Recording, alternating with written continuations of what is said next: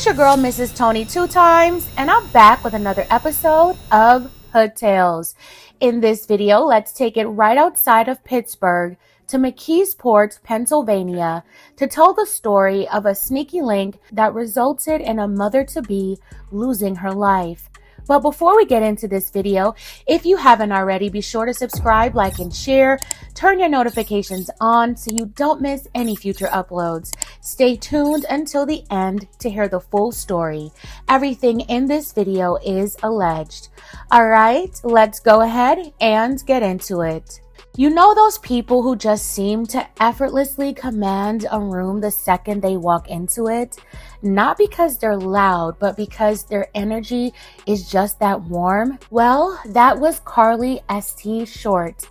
Born in the summer of 1995, Karli grew up in McKeesport, Pennsylvania, a proud city just outside of Pittsburgh.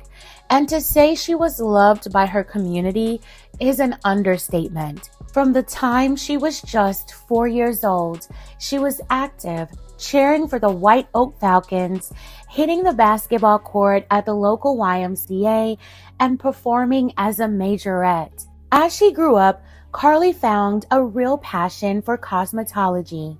She loved working as a hairstylist and makeup artist because for her, it wasn't just about the aesthetics. She genuinely loved making people feel like the absolute best version of themselves for their big milestones. She was also an incredible cook. Her family still raves about her signature mac and cheese. But the role that truly defined her heart was caregiving. She worked at senior care facilities, channeling her natural kindness into looking after people who needed a helping hand. Her father, Brandon Short, whom some of you might recognize as a former standout linebacker for Penn State and later in the NFL for the Giants and Panthers, called her the absolute light of his life. By the year 2021, Karli was 26 years old, thriving and preparing for her next great chapter. She was expecting her very first child, a baby boy due in February of 2022. She was absolutely over the moon about becoming a mother. But while Karli was looking forward to the future, a hidden dynamic was developing in the background. Let's talk about the man involved in that hidden dynamic, Isaac Christopher Smith. Isaac was 25, a fellow McKeesport High School graduate, a former football player, and was working a stable job at a local bank. To the casual observer, Isaac seemed like a straight-laced stand-up guy.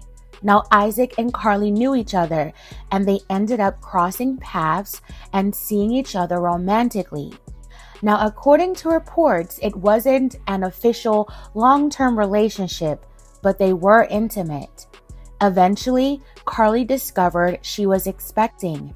Believing completely that Isaac was the father, she shared the news with him. And initially, Isaac didn't completely run away from the situation.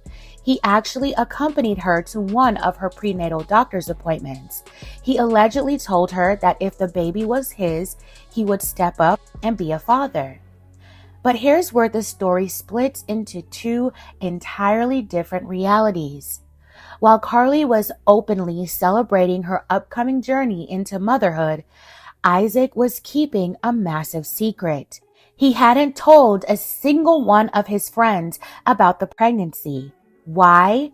Because the walls of a double life were starting to close in on him. Isaac had recently started a serious relationship with a new girlfriend. Things were moving fast. In fact, she had just met his parents. To his new girlfriend and his family, Isaac was the perfect, focused young man. But in reality, he was dating multiple people at the same time, and his past connection with Karli was suddenly threatening to shatter the carefully constructed image he had built. By September, Karli was about 5 months along. On Saturday, September 11th, she reached out to Isaac via text. She asked him for some financial support and, crucially, invited him to an upcoming gender reveal party. For Karli, this was the moment she was ready to publicly announce the father of her baby boy to her family. Her inner circle only knew the father was a guy named Isaac who worked at a bank. They hadn't actually met him yet. For someone trying desperately to keep his worlds separate, that gender reveal invitation meant time was officially running out. Let's look at the timeline of Sunday night, September 12th, 2021. Isaac was staying at his current girlfriend's house. Around 11 p.m., he told her he had to leave for a bit. His excuse? He claimed he was driving over to Homestead to see a friend's brand new puppy. But his cell phone records would later tell an entirely different story. Instead of heading to Homestead, records show his location tracking much closer to home. Karli was staying at a house on 25th Street, watching television into the night with her Uncle Percy. Just past midnight at 12:20 a.m. on Monday, September 13th, Karli's phone rang. It was a call from a track phone, a prepaid burner phone, and the line connected for exactly 1 minute and 20 seconds. Her uncle, who uses a wheelchair, overheard Karli talking to the person on the other end. He distinctly heard her ask, "Are you coming to the front or the back?" Karli then stood up, walked toward the rear of the house. Her uncle heard the home security system chime, announcing that the back door had opened. It was 12:22 a.m. Seconds later, a loud sound echoed through the neighborhood. Her uncle immediately called out Karli's name. He shouted for her 4 times. Silence. Because loud noises weren't entirely uncommon in the area, and because he was unable to easily navigate outside to the backyard to check, he tragically assumed she had simply stepped out to leave with whoever she was meeting in the alley. But Karli never came back inside.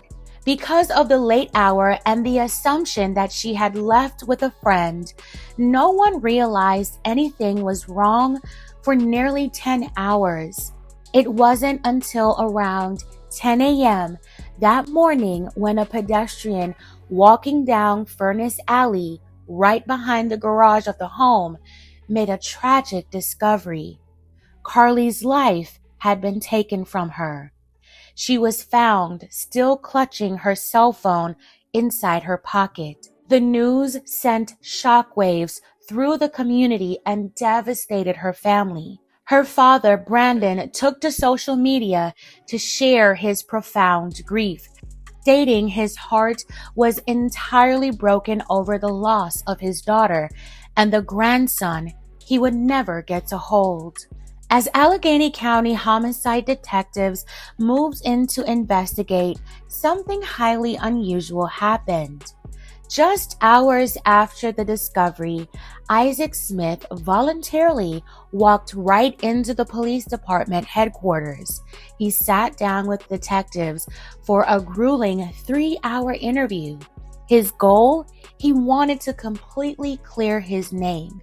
He was calm, cooperative, and highly convincing. He admitted to the intimacy with Karli, reiterated that he was willing to be a father if the child was his, and flatly denied having anything to do with what happened. In fact, one of the detectives would later say, "We totally believed he was telling the truth during that initial interview." Isaac even provided an alibi, claiming he was asleep at his girlfriend's house during the hours in question, and even sent a text to Karli's phone later that morning pretending to just check in. But investigators don't just rely on stories. They rely on digital and physical footprints, and the mountain of evidence they uncovered next completely shattered Isaac's stand-up guy persona. First, detectives executed search warrants for cell phone records and did complete forensic downloads. They discovered that the burner phone used to lure Karli outside at 12:20 a.m. was directly tied to Isaac, despite him claiming he had lost it and never used it. Cell tower data proved that the phone was right near Karli's home when the call was made. Furthermore, home security footage captured a figure matching Isaac's description fleeing from the back door area right before the security chime went off. And remember his alibi about being asleep? Well, his phone record showed continuous text and data activity until nearly 2 o'clock a.m., long after he claimed to be unconscious. But the most damning piece of evidence came from Isaac's own admission about his belongings. During his talks with police, he mentioned he owned a few firearms, including a Smith & Wesson revolver.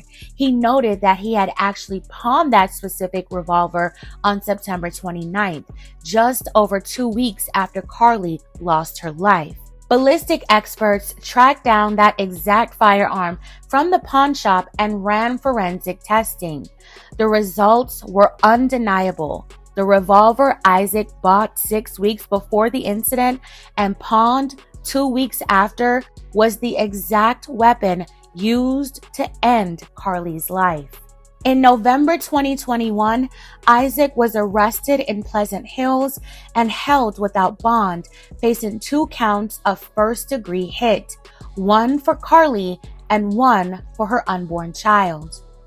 Fast forward through years of legal delays to May of 2026, the trial of Isaac Smith finally gets underway in Allegheny County Common Pleas Court. Although prosecutors initially filed notice to seek the ultimate punishment, they later rescinded it, focusing instead on securing 2 consecutive life sentences for a first-degree conviction. The prosecution's opening argument pointed a harrowing picture of the ultimate consequences of trying to hide a double life.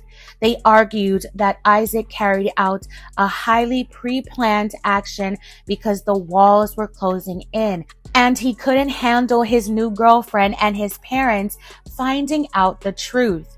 But on the very first day of the trial, a stunning piece of information was introduced to the jury, a twist that absolutely no one saw coming. Lab test results from just weeks prior were entered into evidence. DNA testing proves that Isaac Smith was not the biological father of Karli's unborn baby boy. Let that sink in for a moment. The defense immediately seized on this, arguing there was absolutely no motive. They claimed Isaac genuinely believed he wasn't the father anyway because they used protection, and that he was a peaceful guy who cherished life. But the prosecution pushed back fiercely with a chilling point. They told the jury at the time the defendant pulled the trigger, he did not have a DNA test in his hand. As far as Isaac knew, Karli was completely convinced he was the father, and she was days away from announcing his name to her entire community at the gender reveal party. In his mind, the threat to his reputation was real, imminent, and absolute. The reality of the DNA didn't matter. It was his perception and his fear of exposure that drove his actions. So now the jury is left sorting through phone data, surveillance footage, witness testimony, ballistic evidence, and years of unanswered questions. And honestly, this case is just sad all around. Isaac Smith is innocent until proven guilty. May Karli Short and her baby boy continue to rest in peace. My condolences to the family. I send them my well wishes. One thing I will say though, Karli's family has worked hard to make sure her name continues to mean something positive. In honor of Karli and her unborn child, her loved ones created the Karli Short Better Tomorrow Scholarship Fund. The scholarship helps students impacted by community trauma and supports young people pursuing education at Penn State Greater Allegheny and Penn State University Park. So even through unimaginable pain, they still chose to pour back into other people. Fam, looking at this entire situation, it leaves us with some heavy things to think about. It's interesting to see how far someone trapped in a web of their own lies might go just to protect an illusion of respectability, if that is the case. What do you think about the prosecution's argument regarding the DNA results? Does the fact that he wasn't the biological father change how you view the motive? Or do you agree that his fear of exposure is what truly dictated that fatal night? And do y'all believe the relationship being kept secret played the biggest role in everything that unfolded? Let me know your thoughts in the comments below. We'll keep an eye out how the 2026 trial concludes. All right, fam, that's it for this episode of Hood Tales. Thank you so much for watching. Consider liking and sharing. Be sure to subscribe for more stories like this.